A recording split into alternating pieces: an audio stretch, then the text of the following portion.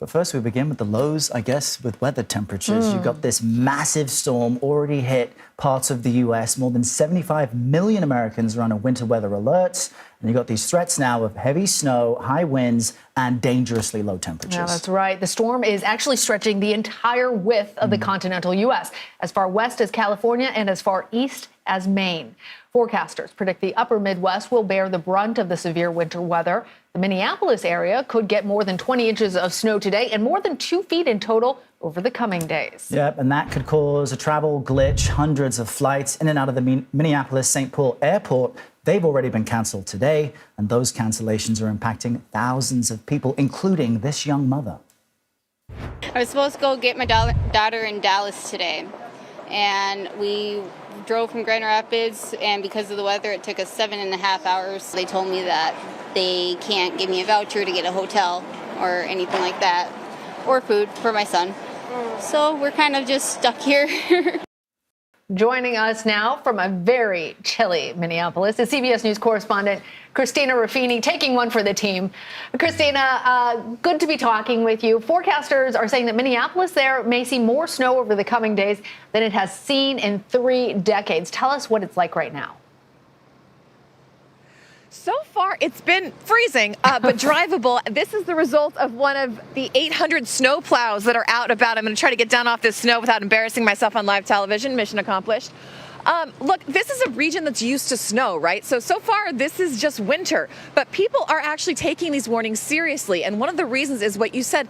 This could be the most snow they've seen in decades. The last time they got 17 inches in a matter of 24 hours, it actually collapsed the roof of a stadium around here. So people are preparing. We talked to people when I was flying in here. I was talking to people on the airplane. They were getting right from the airport to the stores to do their shopping and hunker down. The roads are passable. They're empty, which is good. It makes me think that people are heeding this warning because the National Weather Service has said it could be impassable tonight and early tomorrow morning. So the worst is yet to come.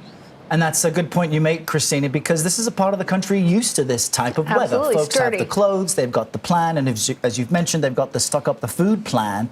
But your point about the roads being impassable here soon, and our credit to the snowplow workers who are up early making sure things are clear. How else are officials responding, considering of what's expected? So far, it's a lot of wait and see, but it looks like they want to be prepared if they do get that deluge blizzard that they're anticipating. The National Guard is essentially on standby. They're working on communicating with the local officials.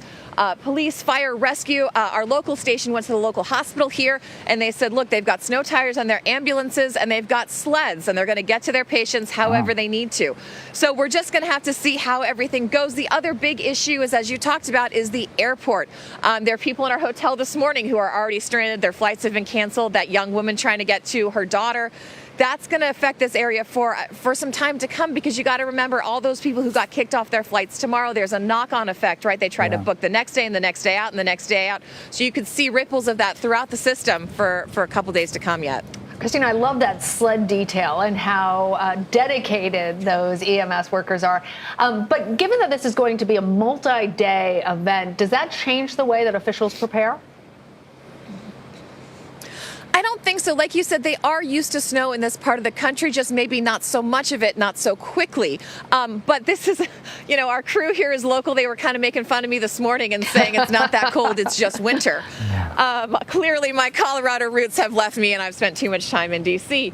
But I think it's just a matter of, everybody being safe, everybody heeding the warning from officials, and they're trying to kind of already establish those lines of communications. Schools are closed not only here, but in the Dakotas and Wisconsin for the rest of the week.